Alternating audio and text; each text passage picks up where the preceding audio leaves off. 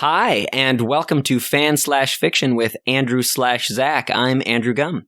I'm Zach Dunsing. And this week we have Xander, the Vampire Slayer's friend. And the bizarre reality of Swanception. It gets pretty weird this week, but as far as I can tell, we keep it PG-13. So listen, kids. So let listen your weird good. children listen. You weird kids. Listen to this weird podcast, you weirdos. What are you doing listening to podcasts, you weirdos? Why are you so young and listening Play to sports. podcasts? That's for people in their mid-20s to early 30s, you weirdos. He's being generous. It's for people in their 50s. Yeah. Oh, boy. We are missing the target market.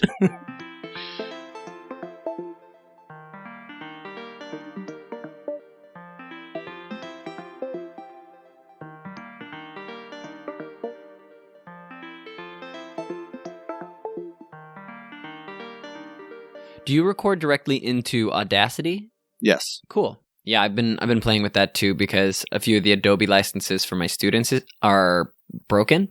So like they didn't renew, or whoever the tech lady is didn't give them the full year license that we paid for. So that's not the week's trauma though. Yeah, I didn't assume that. It's very traumatic. Having to work with Audacity was the trauma. Mm-hmm. So what was your week like? So the week's been overall really good. We're getting ready to start the next play, so I'm pulling together one-act plays in both English and Spanish because it's a bilingual school, so we're going to do half in English, half in Spanish, which is super cool. What sucked was I had two students get in a fight in my classroom. Oh, jeez. What age group do you have again? Those two were 10th graders, but I teach all the high school grades kind of blended together. And that's not like I know some high schools that's like more like often an issue. At our school, yeah.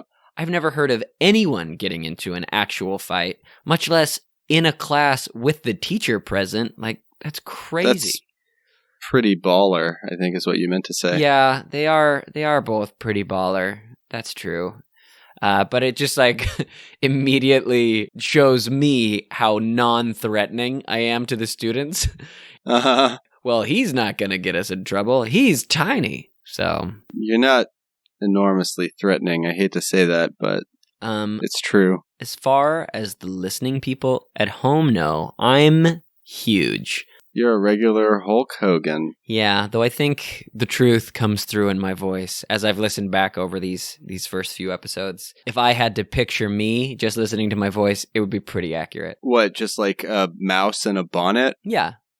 I mean, the bonnet's cool though, right? You like the bonnet, don't you? The bonnet's great, Andrew. Cool. Thanks. How was your week? It was good. I mean, it was fine. I had some kids last week steal a robot from one of our workshops. That's not chill. It was not very chill. Yeah. And there's not really anything you can do about it because, like, one comes up missing and you're like, all right, who's got it? And then they don't do anything. That's about the extent of what we can do. Yeah. I think as soon as high school students start to realize that there really they have all the power, that much that an adult can do to them.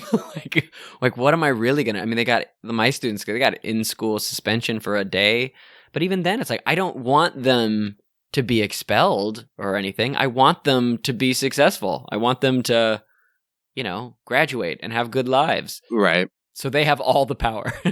I don't spend a ton of time in the classrooms. I mean, I do, but I'm mostly at the library. So I've heard that it's just kind of and I've seen a little bit of this, but it's just kind of a shit show when it comes to trying to discipline kids in schools these days. Well, for me, I just, there's really not a one size fits all solution for discipline. Like, some of the teachers have different rapports with different students, and some people come down like the hammer of God, and the students really respond to that. Whereas I rely solely on my mouse-like charm in hopes that they feel so sorry for me that they chastise each other so that I don't get sad. That's my discipline. But yeah, so that was not so chill, but then the especially not chill thing was the 3 root canals that I got this month. Yeah. So, I mean, we talked about that briefly, but yeah, we didn't go into great detail. How was that experience? Well, I don't know if you know what a root canal is, but they basically, the procedure, because I looked it up a bunch before I went in, but they drill open a hole in the top of your tooth, and then they like drill out what's called the pulp, which I guess is exactly what it sounds like. It's like your tooth's sap. Yeah, it's your tooth sap, which is what, and then they sort of expose the nerve, and then once that's exposed, they wrap the nerve around a matchstick and just roll it and drag your entire nervous system out of your body 1 millimeter at a time. And you can feel it scraping against all the insides of every sense you have. Yeah. No, I read about that. Yeah, I was surprised that they still did it that way. Yeah, it's archaic. But yeah, so no, I mean, they got in there. They did one of them great, put a crown on it. Did the second one, and she like kind of finished up the process, and it's like, well, we had a little complication. And I'm real angry at myself. My dentist is very sweet. But I put a cat into your jaw, and there's no way to get the cat out because he. But I replaced your teeth with cat's teeth. But yeah, the tool that she was using to scrub out all the sap in there is it broke. It just broke off, and it was they were just like, well, we put cotton over it. Go see it. So that's nice. Go see a guy. Go see this other guy, and he'll get it out. Spoiler alert: he didn't get it out. He got some of it out, and then he was just like, "Well, honestly, there's not anything we can do. If it doesn't hurt in a week, just go back to the other person, and they'll put a crown on it. No options whatsoever for if it did continue to hurt. If it does continue to hurt, well, that's your life. So life is pain." Yeah, I'm more tooth file than man now. Yeah, well, I was already mostly bonnet, so we have something in common. The thing that I said earlier, I just wanted to apologize for. So when we first had our conversation about it, my very first words after this traumatic event were like, oh yeah, now if you go into an MRI, it's going to shoot through your brain and kill you. And I realized later that that's not the coolest thing to say to someone who's just gone through 3 root canals and now has to imagine their own death by MRI. And well, it's fine. I just sort of trust medical stuff that it's not going to end horrendously, but who knows?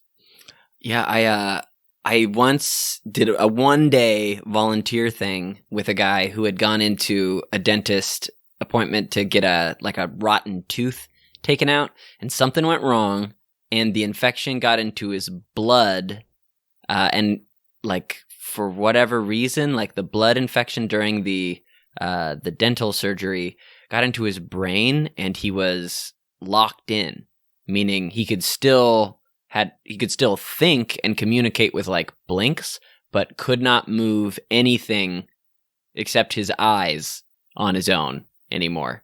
So I helped that guy get into a chair and like go out to the park once. Then I was too freaked out by my own mortality to ever return. So, I like to think I made a difference. It sounds like you did. I thought for a minute you were going to say that they brought you in like one of those service dogs, but like not the kind that lead you around, but the kind that they bring in to like help. Like to lay down on their chests, and yeah, like so to help me breathing, right? To help soothe their anxiety in their final moments of life. Yeah, it was like that. But just when everybody else left, I just curled up right on top of his sternum and rib cage and slowly pressed the life out of him. Out of mercy. So, welcome to Fan/Fiction with Andrew/Zach. How are you doing, Andrew? I'm good. I always interrupt you and I say, I'm Andrew, right as you're saying, I'm Zach. So I was waiting that time. I'm Andrew. There it is. Calling attention to it's not that different from interrupting me. Yeah, I see that now. It's about 15 to 30 seconds later, and I regret everything. How'd you do this week? I got some new stuff this week. I dove into some fan culture that I'm pretty interested in, and so that was fun. And then I did some other sleuthing into fan fiction culture. How'd you do this week, Zach? I did pretty good. I feel like I scratched a surface here that we haven't scratched yet. Sweet. I feel like we got a sort of version of this that I don't believe we've experienced yet. So if you don't mind, I'd like to go second. Yeah, no problem at all. So let me just start with the fan fiction that I read. Well, the first thing I should tell you is that I got the fanfiction.net app, which is interesting because you can save a bunch of your favorite stuff. The app actually works pretty well.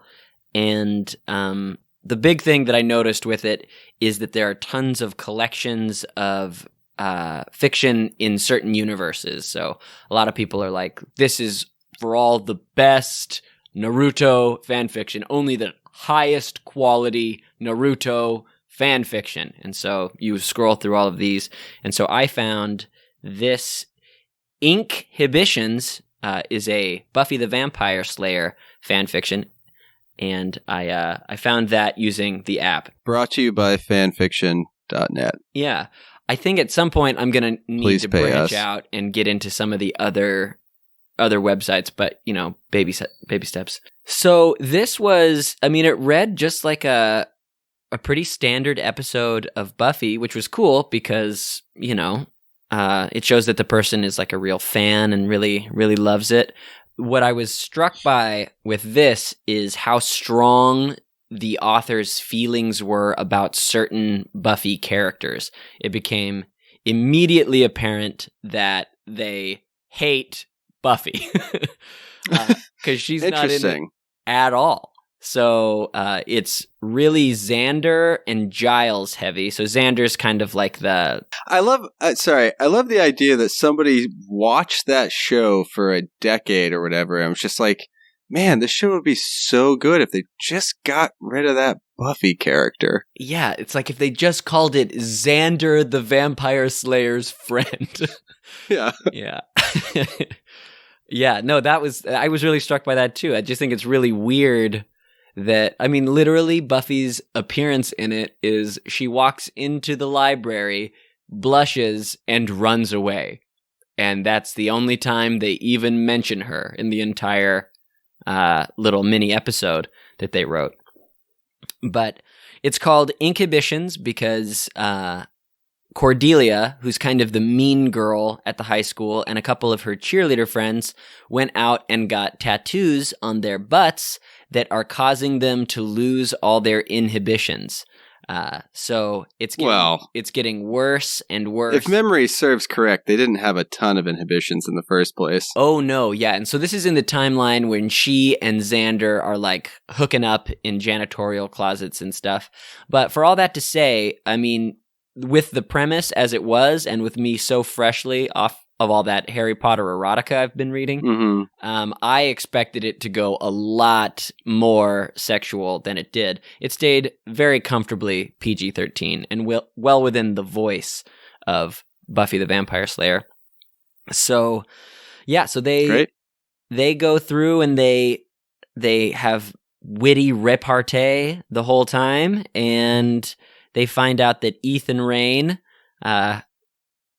from Buffy the Vampire Slayer, just a bad wizard, was responsible. And it really felt like just someone who wanted to have time, like have an episode that really just focused on their favorite characters and really took pot shots at their least favorite characters. So the Watchers Council all shows up, and they're a bunch of pervy old guys that just want to look at the tattoos on the cheerleaders' butts, and then they get murdered by Spike, who's super cool and blonde and like buys them a beer, then murders them after they drink their beer. So I'll just read you one part. Xander broke in. "We think your tattoo might be made with demonic or otherwise magical ink. Giles needs to study one to check out exactly what's wrong, but he's worried about being sued, slapped, or at least getting a reputation as a dirty old man." Cordelia nodded and marched to the library door, opened it, and shouted, "Harmony, get in here." Harmony walked in and asked, "What is it, Cordelia?" "Show this man your ass," Cordelia said, and pointed to Giles. a woman shouting at another young woman to show this man your ass. I thought that was delightful. Well, of course you did, but... But did Harmony? Yes, she did, because her inhibitions were lowered by magical ink. Oh, right. Yes, right. Yeah. Of course. I mean, that's funny. So it was good. It was just like a really... Go ahead.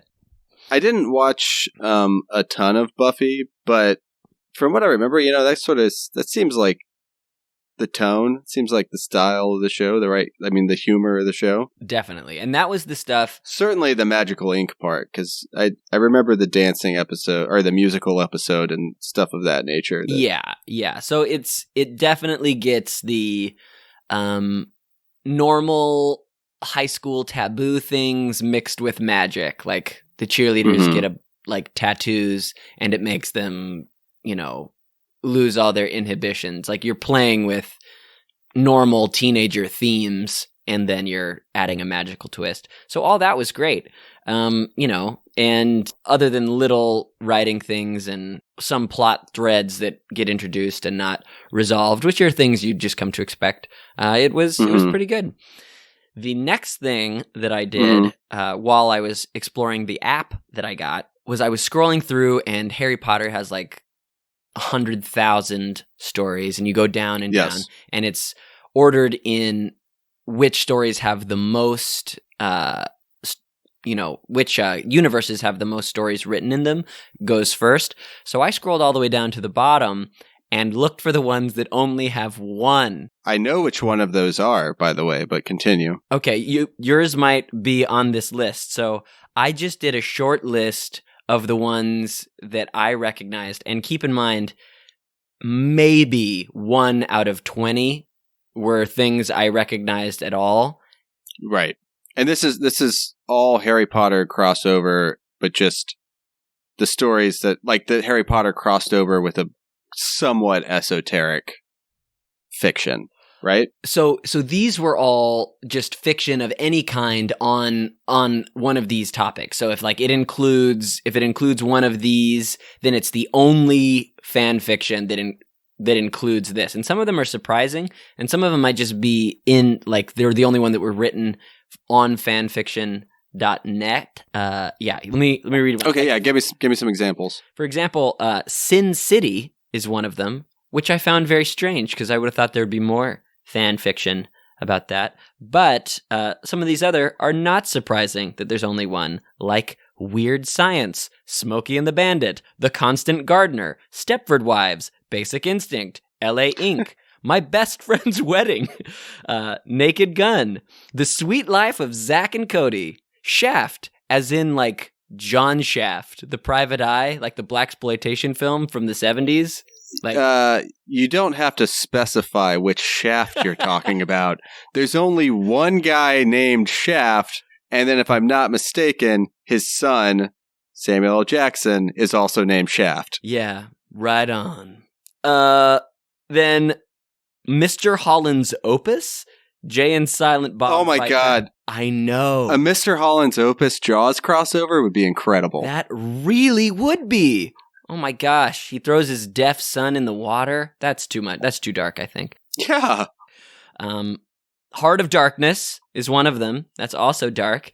The Family Stone, Flipper, Deuce Bigalow, Black Dahlia, Road to Perdition, Showgirls, Why the Last Man, which is like my favorite comic, and I can't believe there's only one. Mad About You, Wild Hogs, I Now Pronounce You Chuck and Larry, and My Girl. So, congratulations. My Girl only has one? I know, you'd think that's shocking. At least one would be written from the perspective of the bees, but, I guess maybe it's that one. I should read it. I don't know. I don't know. Have you ever seen B-Movie? A very surprising ending. There's a very surprising ending with a very strange cameo. Yeah. Sorry, Macaulay. You had to relive all of that over again. But yeah, that's what I've got this week. Talk to me about what you got. Yeah, so that's interesting. We're definitely going to have to visit some of those at some point, because I feel like we kind of, well, we're really not that far into this, but I feel like we started broad and we're moving narrower, but the stuff I picked today was pretty narrow. Sweet. So I looked at, I started off like gung-ho. I wanted to get into some Starship Troopers fan fiction. Sweet. And again, I'm mostly looking at crossover stuff, but there wasn't that much of it, and it wasn't that interesting. I mean, there were a couple different Harry Potter Starship Troopers fan fiction crossovers. But it was basically, like, it was pretty solid. It was basically just Harry Potter is a captain in the mobile infantry and gets sent to Clendathu to basically, he heads up, he's the tip of the spear in the assault on Clendathu. He has to get in there and take his whole platoon and wipe out all the bugs so that the engineers can make a landing strip for all of the landing ships that are that first main battle in the movie Starship Troopers. Wait. Are they using magic to wipe out all the bugs? Yes. Yeah, he is using magic. And some of the other people in his platoon or battalion or whatever, I guess it's a pretty big difference between those, but in his battalion or his company, that's in the middle, I believe. His company are also warlocks. Okay. Or wizards, because they call their company Harry's Warlocks, like, which is a callback to Rezhnek's, or whatever it is, Rezhnek's Roughnecks, which are the battalion that they're in, or the company that they're in the movie, and also in the book. And that movie is so good. It's in the top 10 best satires of all time. I love it. I would watch it right now. I love that movie. Because it's incredible satire, and it also is just a really solid action film. Totally. And it's so funny and really sad. Like, there's some really sad moments, like when his... Oh yeah, well that's the great tragedy of that movie, is that all of the characters in it get brainwashed and become members of the military-industrial complex. Yeah. And, like, none of the love stories line up, you know? Right. Yeah. And it's like, you get to see these people who are being brainwashed, but that's the central narrative. Like, we're seeing from inside the military-industrial complexes workings, like, no, this is good. This is really positive. And then you see, like, the gruesome maimings and death that come out of it, but it's still painted with that kind of high-gloss sheen. So, yeah. It's great. Like how, like, everybody over the age of 25 has a robotic prosthetic. But anyways, right. We're not going to talk about Starship Troopers, because I looked at a bunch of that crossover, and it wasn't that interesting, and I felt it was kind of pretty similar to a lot of stuff we've already talked about. Sure. So what I did decide to dive in was Darren Aronofsky's Black Swan. And this, not only is that an incredible movie, but I feel like some things have happened here in some of this fan fiction that we haven't quite experienced yet. So I'll start. I got 3 or 4 stories here, and I'm just going to kind of work through them. So the first one is really just a continuation of the events of the movie. Like, basically, the main character, Nina Sayers, recovers from her wounds at the end of Black Swan, where she sacrificed her body for her art. And you assume are dying, because it's going to die, because it also parallels the story of Swan Lake. And so she survives, and this first story is, like, pretty short, but it's essentially her trying to move out of her mom's apartment, like her just getting into an argument with her mom. She has there's this whole section of it where she fantasizes about killing her mom, about beating her mom to death, but there's a lot of like jump cuts and flashbacks and hallucinations and stuff in the movie Black Swan, so I feel like it fits. So basically, she gets into an argument with her mom. She won't go back to the ballet because she's on the verge of falling to pieces, and then kind of pulls it together and escapes out from under her mom. She leaves the house, and she basically, like, goes to stay with her therapist for a while. But the interesting thing about this is that, and I didn't initially realize this, but when I went back and looked at it, the name of her character in this story is not the name of Natalie Portman's character Huh. in Black Swan. It is the name of Anne Hathaway's character in The Devil Wears Prada. So it's Black Swan, Devil Wears Prada crossover? Yes. And what it is presupposing is that after she leaves the ballet, she goes and works for... Is that Meryl Streep? Yeah. She goes and works for Meryl Streep. At Prada or Vogue or Vogue magazine? At Vogue, yeah. But it never gets to that part. It never gets to the part of the story where she goes and works for a fashion magazine under a horrible boss. That's which is weird because I feel like it would be really interesting to see that character's transition under a very oppressive mother figure straight into another extremely oppressive, if not mother figure, then boss.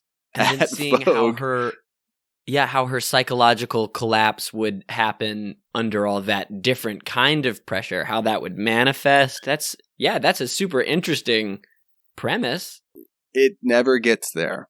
It's just abandoned. This character has the name of the girl from Devil Wears Prada, but we're putting her in the Black Swan universe. Doesn't really make any sense. And I love also that this person prefaces the story with this disclaimer that says, "This is a story I've been spinning around in my head for a while. It's Black Swan Devil Wears Prada fanfic. FYI, I've taken some liberty with the Black Swan plot and character." You made it the girl from Devil Wears Prada. No shit. All of these people are taking liberty with some liberties with Harry Potter, and he's taken some liberties with every female in the universe. Exactly.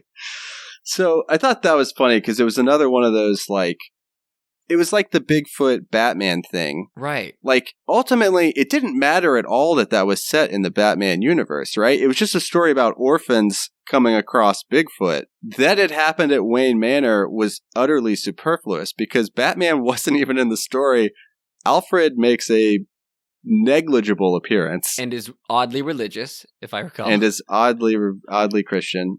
It's quite odd. It's that other thing of you're just such a fan of these two things that you want them to copulate somehow, but you're not really bothering with any of the groundwork or execution. Right. It's almost because my mind immediately. This is the sort of thing I like in fan fiction is you think of a juxtaposition that's interesting and then you run with it. But basically, it sounds like they just thought of the juxtaposition and then they have to let you draw all the conclusions. Right. Okay, so now she's trying to dress the different way, and so all her issues with body image are coming back up from her Black Swan days. It really does make quite a lot of sense thematically to cross those two things over. Now, keep in mind, I've never seen The Devil Wears Prada, so I don't know. It's good. Yeah, I've heard good things. It seems like it makes a lot of sense to do that, but they just they got the first part of it together, and then didn't really. And it's not like it's one in a series or anything. This was written a few years ago, so it's like the Ponymorph. I want it to exist. I want that scene. Give me her collapse into madness at the Vogue offices. I want that. Exactly. And instead of seeing that freakish sort of violent Black Swan creature, it's just Meryl Streep flashing in and out of existence. Yeah. So I got into the Black Swan fan fiction, and a lot of them were just random crossovers that didn't really seem to make any sense, but a bunch of them were also just Black Swan crossed over with other things that Natalie Portman had been in. Oh. So there's a Black Swan Thor crossover that I briefly read where basically while she's waiting for Thor to come back from Asgard, she goes back into the ballet and somehow ends up sleeping with Loki. I don't know. That's awesome. I picture the evil swan monster in that to just be a Valkyrie who's been hunting her down. Oh, totally. Yeah. So this one is interesting. Okay, so the next two are pretty interesting for reasons that we don't typically deal with. I'm excited. So this is Black Swan Star Wars crossover. Black naturally. Star. Black. Yeah. Swan Wars. Continue. Big Star. Yeah. Attack of the Swans. There it is. So this one is interesting because it of course revolves around Padme and Anakin hanging out on their sofa in their living room in the Star Wars universe. Good. And then a person named Cassandra, not so surprisingly named after the author's middle name, she points out, shows up and says, "I'm here to give you to a mission." "What mission?" asks Padme. Can you guess what their mission's going to be, Andrew? Yeah. I mean, I can guess. I'm going to guess. What do you think? That Cassandra wants the two of them to use the Force to create the perfect ballet. But while using the Force to create the perfect ballet, the dark side of the Force starts manifesting and creates the dark swan, the black swan, and her descent into that Force nightmare. So yeah, so they do Force ballet. Her descent into the dark side is what creates the black swan, and when she eventually dies at the end, that is what turns him into Darth Vader. That's what I assume the mission is. Okay, that's a pretty good answer. Okay. But I'm gonna read a section here for the right answer. Great. And I love these quizzes. Sorry, continue. I'm here. You're a guy for bonnets and quizzes. "I'm here to give you a mission." "What mission?" asks Padme. "You are going to watch this movie called Black Swan. After you watch it, I'm going to send you to Earth to save this girl named Nina Sayers. She is the main character in this movie. If you don't help her, she's going to have a very tragic ending." What? Yeah. So you've got one Natalie Portman character who is watching the actual Black Swan movie to go into then has to go into the fictional world of the movie to save the other Natalie Portman character. Yes, she's watching it with her boyfriend, Anakin Skywalker, on their couch in their, I quote, living room. Not even like space living room. You get to... Well, so the Cassandra does make a large, she stresses very large flat screen television appear. And Anakin says, "What's that?" And she says, "Oh, this is a flat screen television. I understand why you wouldn't know that. You guys only watch things on holograms." Yeah, cool. Cool, right? So, oh. So here's the weirdest part about this, right? So like the sort of language of it is all over the place and kind of weird, but the craziest thing about it is that from this point on, it just turns into transcripts, I'm assuming from memory, of what a description of watching the movie Black Swan would be like, with basically Padme's and Anakin's commentary on what's happening. Like, there's a section, I'll read this first bit. "When the movie started, the screen was completely black. You could hear the music in the background. As it became louder and louder, the music was, etc., etc. The text Black Swan was shown on the screen, and you could faintly hear a woman laugh in the background," which is basically the opening to the movie Black Swan. After that happens for a little bit, and Natalie Portman's character is introduced, Padme and Anakin have a brief little conversation that goes like this. "Anakin, are you seeing what I'm seeing?" "Yes," said Anakin. "She looks exactly like you," said Anakin. Oh my gosh. There's so much fourth wall. This is like seventh wall breaking right here. It's so weird. So it's like you'll have half a page of the author's just description of what's happening in Black Swan, and then essentially Anakin and Padme being like, "Oh, that's weird," or like, "Oh, this scene is disarming," you know? And then there's another bit where there's a section in the movie where Natalie Portman and a bunch of the other dancers are just talking about ballet. They're just talking about famous choreographers. They're talking about famous dancers and stuff. And at one point, Anakin looks at Padme and is like, I don't understand what they're talking about.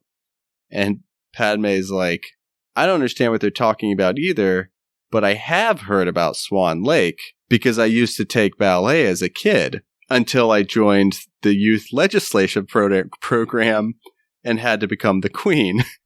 Hold on.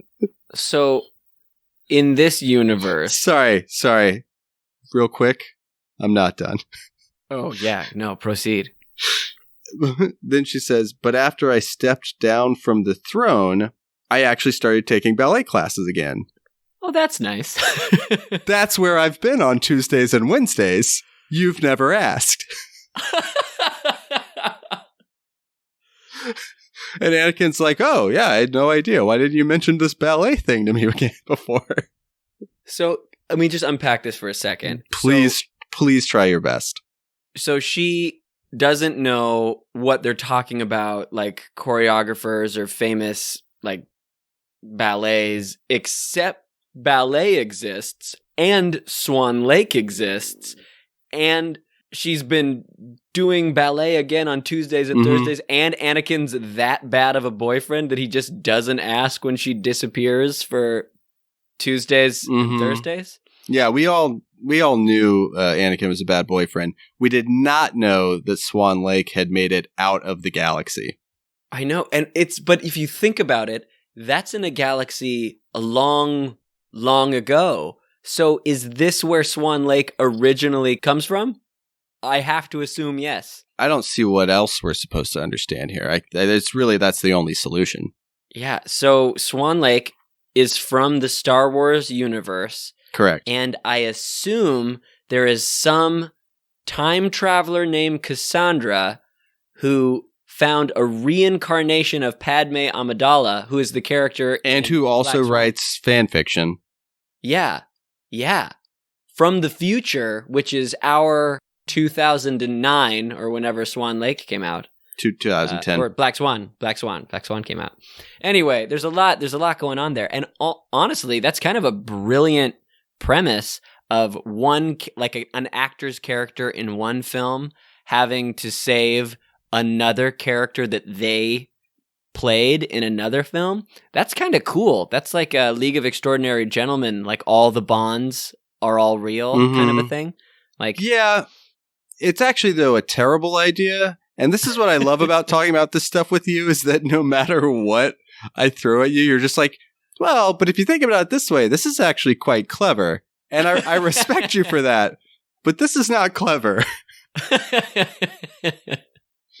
So I don't want to talk. So I also have a theory about all of that we might get into later. But great. There's a bizarreness to like the language that's being used in this thing that I know we usually don't talk about that much. But there is one point that I want to mention because it'll come up later, right?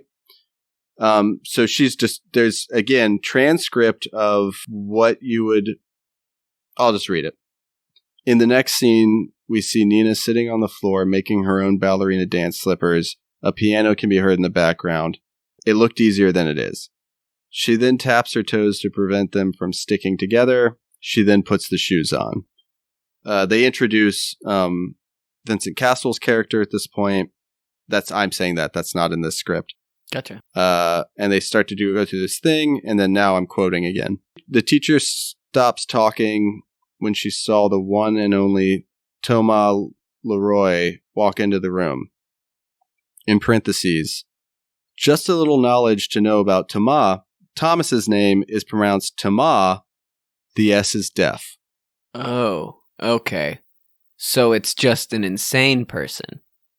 The S is deaf? That's not in any language. That's not in any language. So I want you to hold on to that because this connects later. Okay. So that's it. I mean, that's it. They just watch 3 scenes from the movie and comment on them, and they don't ever try to save Nina. Oh.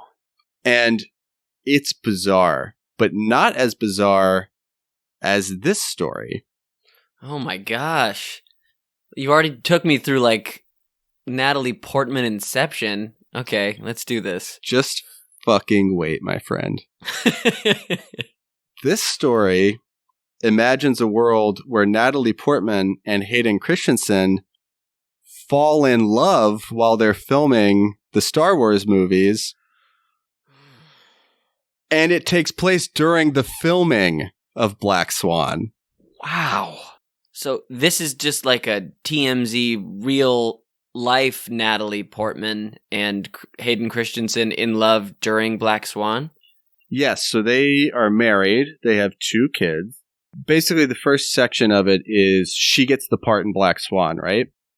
And then they have a special night together where they just hang out. It's not very sexual or anything. They're just a very sweet, loving couple, right? Because whoever wrote this, I have theories, just loves the idea of these 2 people being together. Actually, if I'm quoting here, this is a one-shot about Hayden Christensen and Natalie Portman if they had gotten together in real life while filming Star Wars, in parentheses, like they should have done because they are so cute together. For the record, Natalie Portman is one of the best working actresses like out there today, and not even she could pull off chemistry with that guy. Yeah. I mean, she was acting against a pot roast, you know? Like, yeah, there's nothing there. I saw some of it. I teach the film class, and so I use some of those scenes, like the scene where they're like on that planet with the ducks and the lake, where they're like confessing their love to each other, and it is bad, like quite bad. So yeah, she gets the part. There's a section of this where, you know, she's working on set, she's learning how to dance, and then there's a part where she gets hurt, because I guess she actually did get hurt during that set, right? Or on that shoot, right? So I'm just quoting here. Just some information on this part. Natalie did twist her rib one time during filming one scene in the movie Black Swan. I don't know which scene, but one of them. So I'm just saying this. Also, Thomas is pronounced Thomas. The S is deaf. No. Same writer. No. The same person presumably stopped writing that first story because they were too excited about writing this one, because they thought this was a better idea. What do you know? When do you know timelines? Like, when did one come out and when did the other one come out? Ooh, this is perplexing. The first one I read was published July 23rd, 2017. The second one... so recent. It's so recently, and this person... That's so recent. The second one I read, July 21st, 2017. So back to back, home on summer break, this presumably child, although it doesn't necessarily line up with the subject matter, right, has been writing Hayden Christensen, Natalie Portman fan fiction. That is so, like, wait, so you said the 20th and then the 21st, so like literally one day then the next day? 25th. 25th. So okay. Yeah, the one where they're in Star Wars and just watch the movie, that was written 4 days later. 4 days later. Okay. Later. So here's what I'm thinking. I'm thinking that so she's writing this one, the one where, and I'm assuming I just am. It is. So, that's confirmed. Cassandra. Oh, right. Yeah, that's confirmed. Yeah. That she's writing this one that's just like a cuddle fest with Hayden Christensen and Natalie Portman in this world, and then she gets this amazing idea in the middle of it. Like, so she's already in that world of what if, while she's watching this film of Natalie Portman that she likes as reference to write her fan fiction, what if like Padme Amidala and Anakin Skywalker were watching it too, and that's just too good, so she has to go write it. Yeah, that's just the ultimate foursome. Yeah. And then, if we assume what Cassandra tells them to do, and they do come try to intervene and save them, she could write the third in the trilogy, arguably the best, where all 4 of them meet up and the universe implodes. Yeah, exactly. So I need to run through this story because it gets very weird. Okay. Towards the end, right? I'm in now. Now you know the setup. And essentially she gets the part, she twists her rib.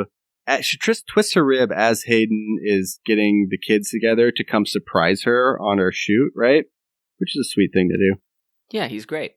But she twists her rib, so she goes to the hospital, and then he comes to visit her at the hospital. I'm just going to read a quick thing.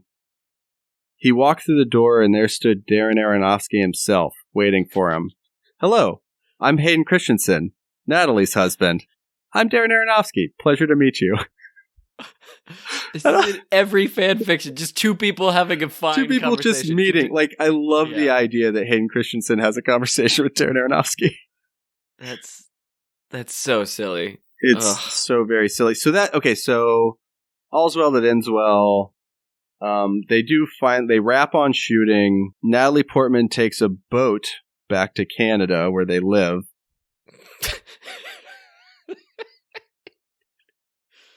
Her ship had landed 2 hours ago, and she was driving up the driveway to their luxurious home in Canada. Okay. Yeah. So, they're nice to see each other. They hook up. Dope. 3 months later, there's big gaps of time here, and this is one of the leaps, which is 3 months later, Natalie found herself waking up with a nauseating sensation. She flung herself off of the bed and ran into their bathroom. She then threw up when she reached the toilet. She then took out the emergency pregnancy test that we all have. Fire extinguisher. The emergency pregnancy test, just in case. Besides, Hayden did have the habit of getting her pregnant. I mean, there's 2 already, so she's staying consistent in her universe. Go on. So she buys a t-shirt that says #baby3 to announce to him that they're having a child. Classy. She's a classy lady. She's a classy lady. She knows how to tell a fella he's going to be a father again. Yes. So she buys the t-shirt. She puts it on, and I'm quoting here. She walked out of the bathroom and into the kitchen. There stood Hayden staking some eggs. I mean, I just read Buffy the Vampire Slayer, so I picture him literally piercing the heart of an egg stabbing the egg with a stake. That's the only way to get a good poach. Yeah. Okay, so again, all's well that ends well. Flash forward. She's about 6 months pregnant at this point. It's Oscar night, baby. Yeah, it is. So, this is the weird part. The last 5 pages of this, they're a transcript, again, presumably from memory, of the Oscars ceremony. Oh, yeah, because she, writes out whole sections of... Yes. Yeah, okay. This year, James Franco and Anne Hathaway, so this might be that Devil Wears Prada crossover as well. And this is just quotes from the show, right? This is something James Franco said. Each year, millions of people fulfill a dream to visit Hollywood, and many of them walk in the concrete footsteps with some of the greatest actors of all time, right next door at the Chinese Theater, said James. All of the little banter between Anne Hathaway and James is in it. There's a whole section where they bring Jeff Bridges out to introduce all of the best actresses that year, and he says a little bit about them. That's all in here. Oh, yeah. It's all in here. He does a bit for Jennifer Lawrence. He does a bit for Natalie Portman, Annette Bening. I think Michelle Williams was that year. Nicole Kidman was that year. It's all of that, and then the last page of the story is just Natalie Portman's acceptance speech in its entirety. And I believe she was pregnant at the time with her husband, who was the choreographer of Black Swan. Right. I remember that too. Also, whenever it cuts to Jennifer Lawrence in that video, guess who's sitting behind her? Oh, Darren Aronofsky? Darren Aronofsky! Yeah! It's like a fast forward to Mother. Like who would go on to direct her and date her with Mother. I just watched Mother. That's a whole other conversation. I don't want to hear about it yet. I haven't watched it yet. Okay. So I won't tell you anything. But I have a question. In the acceptance speech, she of course thanks her husband Hayden Christensen and their 2 other children, right? Yes. Yeah, absolutely. Okay. Yeah. Just forget about that choreographer guy. Mistake. It's so bizarre. And do you want to know who I think wrote this? I obviously do. I think Google wrote this.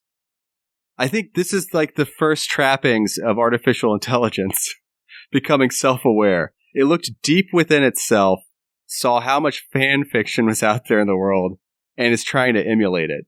I mean, if you think about it, it's all stuff that you could find, a lot of transcriptions. So if it's just becoming self-aware, but is used to just synthesizing information, that makes sense. Absolutely. There's so much weird one-to-one transcription stuff, and then just weird use of language stuff.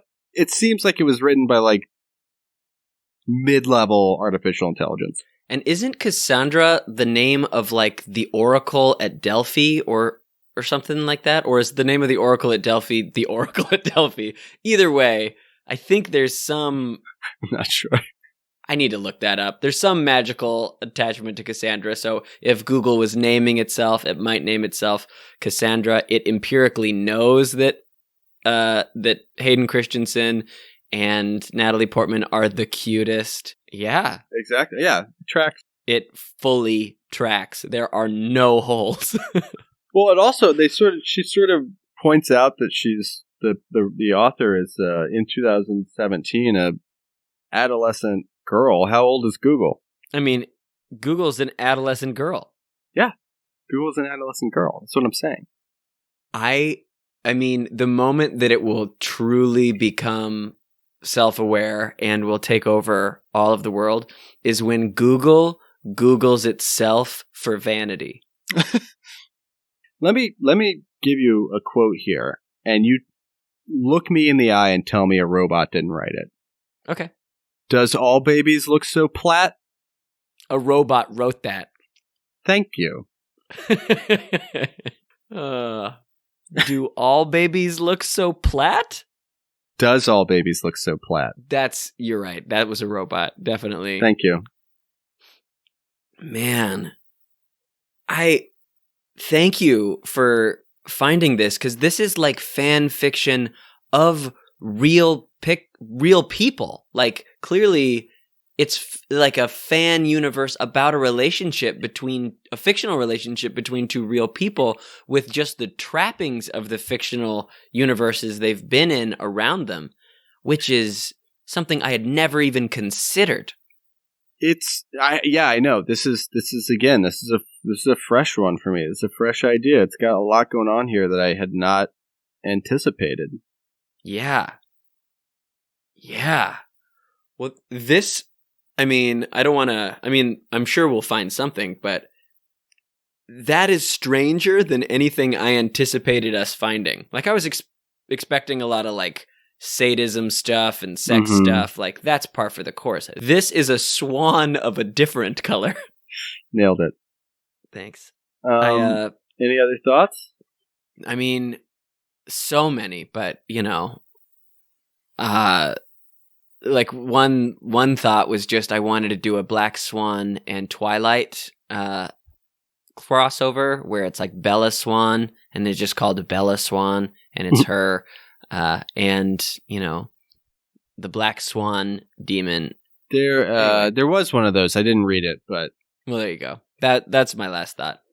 All right. Well, we got a little bit deeper. I feel like we got a lot deeper today. Well, yeah. Thanks for listening, and good night, Andrew. Good night, Zach.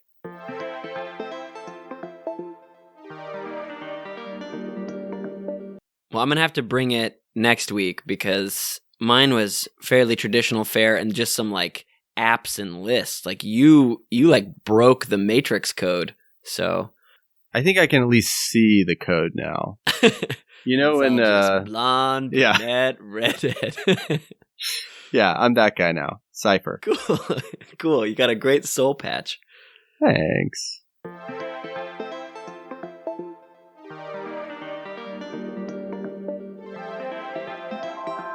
Hi again, Andrew here. If you'd like to hear more of our stuff, please go to fanfiction.show or anywhere else that you get your podcasts. You can contact us at xandrew@fanfiction.show. Our Twitter and Instagram are @fanfictionshow. And if you'd like to read some of these stories for yourself, you can read Inkhibitions by Balder, Dogs of War by SMOSS, The Devil and the Swan by Larraine Lynch, Saving Nina Sayers and Perfect It Was Perfect by Anakinxpadmelover. Also, in clarification for this episode, Cassandra was the daughter of King Priam and of Queen Hecuba of Troy in Greek mythology, and Cassandra was cursed to tell prophecies which were true, but no one believed. So thanks to Wikipedia for the clarification. And thank you for listening.